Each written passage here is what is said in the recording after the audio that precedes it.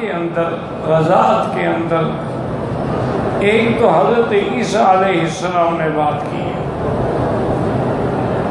کہ جب ان کی والدہ پر قوم نے الزام لگایا کہ یا اخت ہارون ما کان ابوک امرأ سوء وما کانت امک بغیہ، کہ تم تو ایسی خاندان سے نہیں ہو، تم نے یہ کیسے بچہ بغیر شوہر کے پیدا ہو گیا؟ تو اللہ کا حکم یہ تھا کہ آپ نے بات ہی نہیں کرنی ہے۔ جب اللہ تعالیٰ کسی کی عزت و عفت کی حفاظت کرنا چاہتے ہیں تو بات کرنے کی بھی ضرورت نہیں ہے۔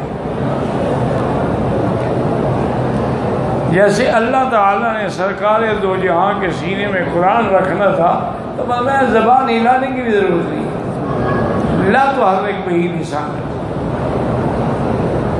ہم قرآن آپ کے سینے میں رکھ دیں گے اور آپ کو پڑھا دیں گے اور آپ کو سکھا دیں گے، تفسیر بھی بتا دیں گے۔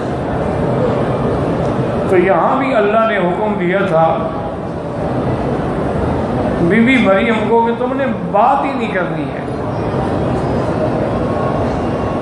اور قوم کو بتا دینا ہے کہ مجھے روزہ ہے، میں نے نہیں بولنا، اور اشارہ کر دینا بچے کی طرف۔ فَأَشَارَتْ إِلَيْهِ، اب قوم اور بھڑک اٹھی، قالوا کیف نکلم من کان فی المہد صبیا، کہ ایک تو چوری اور دوسری سینہ زوری، ایک گناہ کرتی ہو دوسرا میں بیوقوف بناتی ہو، یہ بچہ جواب دے گا؟ اللہ نے حکم دیا عیسیٰ علیہ السلام کو، تو انہوں نے اسی مہد سے فرمایا کہ انی عبد اللہ، قال انی عبد اللہ۔ سب سے پہلی بات یاد رکھیں کہ عیسیٰ علیہ السلام نے یہ کیوں کہا انی عبد اللہ؟ اس لیے کہا کہ میری اس بات کو سن کر کہیں لوگ مجھے خدا کا بیٹا نہ بنا دیں کہ دیکھو جی یہ تو رضاعت میں باتیں کرتا ہے اور بغیر باپ کے پیدا ہوا ہے۔ اس لیے کہا کہ میں اللہ کا بندہ ہوں، آتانی الکتاب وجعلنی نبیّا۔ تو اب ان کے کلام سے بی بی مریم کی برات۔ اسی طرح جریج کے بارے میں بھی بچے نے گواہی دی اور جریج کی برات ہو۔ اسی طریقے سے سیدنا موسیٰ علیہ السلام کے بارے میں بھی ایک بچے نے گواہی دی۔ اسی طرح معاشرہ فرعون کے بیٹی کی جو خدمت گزار تھی اس کی بچے نے بھی بات کی۔ تو اس لیے بعض علماء نے کہا ہے کہ اس بچے نے بات کی اور بات بھی بڑی عقل مندی سے کی، بڑی دلیل سے کی، ورنہ اس کا اتنا کہہ دینا بھی کافی تھا کہ یوسف علیہ السلام بے گناہ ہے۔ ایک معصوم بچہ حالت رضاعت میں بول پڑے تو اس کے بعد صفائی کی کیا ضرورت ہے؟ اتنا ہی کہہ دیتے کہ بھائی یوسف علیہ السلام بے گناہ۔ انہوں نے کہا نہیں، تم بادشاہ ہو اور سارے وزیر کھڑے ہوئے ہیں، اتنا عقل بھی نہیں ہے، اتنا عقل بھی نہیں ہے کہ دیکھ لو قمیص آگے سے پھٹا ہے کہ پیچھے سے پھٹا ہے۔ اگر تو قمیص آگے سے پھٹا ہے پھر آپ کی بیوی سچ کہتی اور نعوذ باللہ یوسف جھوٹ بولتے ہیں، اور اگر یوسف علیہ السلام کا قمیص پشت سے پھٹا ہے تو آپ کی بیوی جھوٹ بولتی ہے اور یوسف سچ ہے۔ فلما رأى قمیصه قد من دبر، جب قمیص دیکھا تو پیچھے سے پھٹا تھا۔ اب عزیز سمجھ گیا کہ سارا چکر گئی بیوی کا ہے۔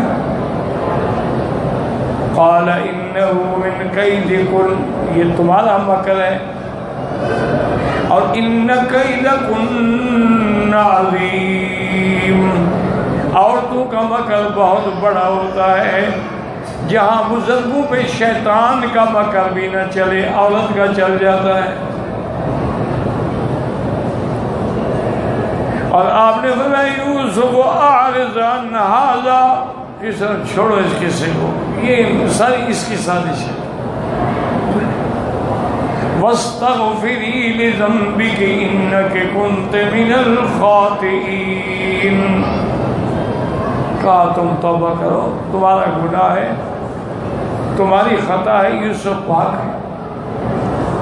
اس کے بعد پھر اس نے جب مصر کی عورتوں سے سنا کہ عجیب بات ہے، ایک وزیر خزانہ کی بیوی ہو کر ایک غلام کو بھی نہیں مائل کر سکی،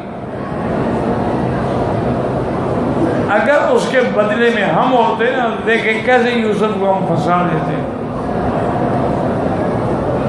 اب اس نے دعوت کی، سب کو چاقو پکڑائے، میز پہ بٹھایا، فروٹ رکھے۔ اب حضرت یوسف علیہ السلام کو فرمایا قال تخرج علیہن، اب تشریف لے آئے۔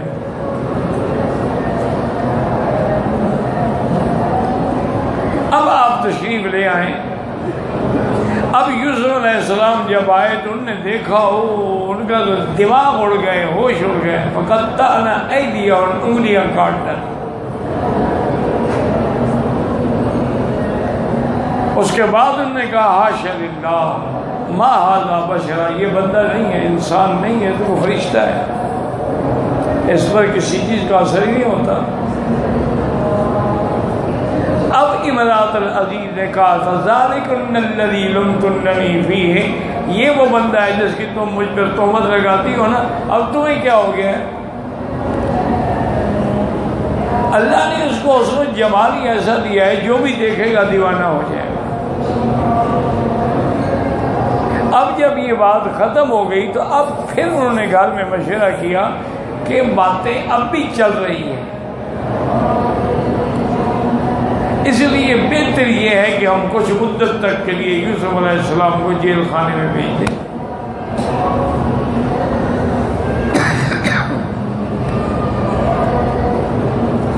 جب وہ جیل میں چلے جائیں گے، دور ہو جائیں گے، محل میں بھی نہیں ہوں گے، اور لوگوں کو یہ بھی پتہ لگ جائے گا کہ ان کو سزا دی گئی ہے، تو چپ ہو جائیں گے۔ حضرت یوسف علیہ السلام کو جیل میں بھیجا گیا، اور اس سے پہلے یاد ہوگا آپ کو کہ سبق میں نے عرض کیا تھا، قرآن میں ہے کہ جب عورتوں نے مکر چلانے کی کوشش کی تو یوسف علیہ السلام نے خود دعا کی، قال رب السجن احب الی، یا اللہ ان کے مکر سے، ان کے ارادوں سے تو مجھے جیل جانا بہتر ہے، کم سے کم میں ان سے تو محفوظ ہو جاؤں گا۔